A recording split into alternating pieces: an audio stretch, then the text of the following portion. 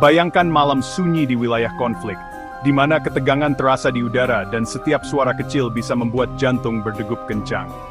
Di tengah keheningan itu, ada rasa was-was yang tak kasat mata, seolah-olah sesuatu sedang mengintai dari kejauhan. Tiba-tiba terdengar dengungan halus di langit, suara yang hampir tak terdengar, namun cukup untuk membuat bulu kuduk merinding.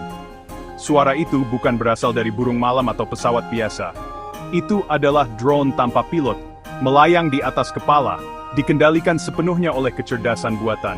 Tak ada tangan manusia yang memegang kendali, hanya algoritma yang bekerja tanpa lelah. Mesin ini memindai daratan, mencari tanda-tanda kehidupan, menganalisis setiap gerakan, setiap panas tubuh. Setiap detik, data dikumpulkan dan diproses tanpa rasa lelah atau ragu. Keputusan untuk menyerang kini diambil oleh algoritma, bukan manusia.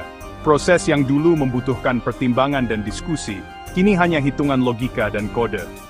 Siapa yang hidup dan mati ditentukan oleh logika biner, bukan nurani. Tidak ada ruang untuk empati, hanya perhitungan dingin dan statistik. Era baru peperangan telah dimulai, mesin diberi wewenang mengambil nyawa manusia. Keputusan yang dulu menjadi beban moral manusia, kini menjadi rutinitas mesin. Drone bisa saja terbang di atas desa, mengamati warga yang berkumpul, merekam setiap aktivitas tanpa diketahui siapapun. Tak ada tempat yang benar-benar aman dari pengawasan. AI mungkin menganggap mereka ancaman, hanya karena pola yang terbaca. Satu kesalahan kecil dalam data bisa berakibat fatal bagi banyak nyawa tak bersalah. Dalam hitungan detik, tanpa konfirmasi manusia, serangan bisa terjadi. Tidak ada waktu untuk klarifikasi atau peninjauan ulang, semua berjalan otomatis. Inilah horor senjata otonom, kesalahan fatal bisa terjadi tanpa ada yang bertanggung jawab. Rasa takut dan ketidakpastian menyelimuti mereka yang hidup di bawah bayang-bayang drone. Tidak ada pilot, tidak ada komandan, hanya sistem yang berjalan sesuai program. Manusia perlahan-lahan kehilangan kendali atas keputusan paling mendasar, hidup dan mati. Teknologi yang diciptakan untuk melindungi, kini berpotensi menjadi algojo paling efisien dalam sejarah. Inovasi berubah menjadi ancaman, dan batas etika semakin kabur. Pertanyaannya, bagaimana kita menghentikan mesin pembunuh ini sebelum terlambat? Apakah kita siap menghadapi konsekuensi dari dunia, di mana algoritma memegang kendali penuh atas hidup manusia?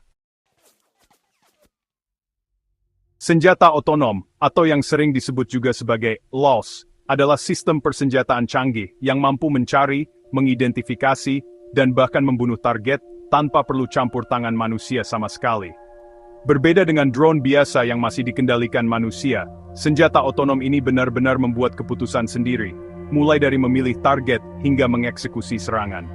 Otaknya adalah kecerdasan buatan, AI yang belajar dari jutaan data, tapi tanpa emosi atau rasa kemanusiaan.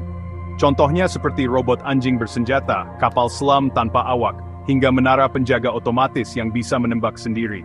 Semua teknologi ini dirancang untuk menghilangkan peran manusia dalam proses pengambilan keputusan membunuh, sehingga manusia hanya menjadi penonton. AI hanya mengenali pola-pola tertentu dari data yang diberikan, tanpa benar-benar memahami konteks, situasi, atau niat di balik target yang dipilih. Ia tidak bisa merasakan keraguan, empati, atau mempertimbangkan etika dalam setiap tindakannya. Keputusan mematikan diambil berdasarkan statistik dan algoritma, bukan pertimbangan kemanusiaan atau moral. Inilah risiko besar dari senjata otonom, satu kesalahan data, satu nyawa bisa melayang tanpa ada yang bertanggung jawab secara langsung. Penggunaan drone pembunuh otonom sudah jadi kenyataan. Tahun 2020 di Libya, drone Kargu 2 buatan Turki beroperasi dalam mode otonom penuh. Ia memburu dan menyerang target tanpa perintah manusia. Drone kecil ini bisa terbang sendiri, mencari target dengan kamera dan algoritma pengenalan wajah. Jika cocok, ia menabrak dan meledak, seperti rudal kamikaze cerdas. Insiden ini menandai dimulainya perlombaan senjata AI global. Batas antara alat bantu militer dan algojo otonom semakin tipis. Siapa yang bertanggung jawab atas keputusan membunuh, manusia atau mesin? Pendukung senjata otonom sering bicara soal akurasi dan efisiensi, mengklaim bahwa teknologi ini mampu mengurangi kesalahan manusia di medan perang. Namun pada kenyataannya, AI hanya menghitung probabilitas berdasarkan data yang tersedia, tanpa benar-benar memahami niat atau konteks di balik tindakan seseorang. Data yang digunakan pun tak pernah sempurna. Kesalahan identifikasi bisa berakibat fatal, apalagi jika AI salah mengenali wajah atau gerakan. Bayangkan sebuah drone AI mengira petani yang sedang bekerja membawa cangkul sebagai senapan, lalu mengambil keputusan menyerang tanpa ragu. AI tak pernah diajarkan memahami konteks budaya, tradisi, atau ritual yang berbeda di setiap daerah. Ia hanya melihat ancaman dari pola data yang telah diprogramkan. Satu kesalahan kecil saja, satu keluarga bisa kehilangan orang tercinta, dan mereka tak pernah mendapat keadilan atau penjelasan yang layak. Tidak ada jeda untuk berpikir ulang, tak ada waktu untuk mempertimbangkan ulang keputusan, karena eksekusi berjalan otomatis dan tanpa emosi. AI tak bisa membaca nuansa sosial, ekspresi, atau emosi yang hanya bisa dipahami manusia lewat interaksi langsung. Jika terjadi kesalahan, AI tak bisa dikoreksi dengan mudah, dan tak ada satupun yang bisa dimintai pertanggungjawaban secara langsung atas tragedi yang terjadi. Menyalahkan algoritma tak sama dengan menuntut manusia di pengadilan. Rasa keadilan pun jadi hilang. Harga efisiensi dan kecepatan ini terlalu mahal. Nyawa manusia yang tak tergantikan. Siapa yang mengajari AI membunuh? Jawabannya, manusia. AI adalah cermin data yang diberikan penciptanya. Jika data bias, AI pun bias. Data pelatihan sering syarat prasangka rasial, etnis, atau agama. AI bisa menargetkan kelompok tertentu hanya karena cocok dengan profil bias. Ini diskriminasi yang diprogram dan dieksekusi mesin.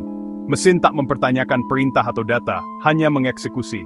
Kita mewariskan kebencian dan ketakutan pada entitas tanpa empati. Inilah dehumanisasi perang paling ekstrem. AI di medan perang mengikis etika dan empati yang tersisa. Tentara manusia masih bisa ragu, menahan tembakan, atau menyesal. Algoritma pembunuh tak punya rem moral. Perang jadi steril, dehumanisasi makin dalam. Kematian hanya angka di layar tanpa beban emosional. Keputusan membunuh jadi mudah dan sering. Gerakan global menuntut pelarangan senjata otonom, tapi negara besar terus mengembangkan. AI pembunuh sudah hadir, bukan ancaman masa depan.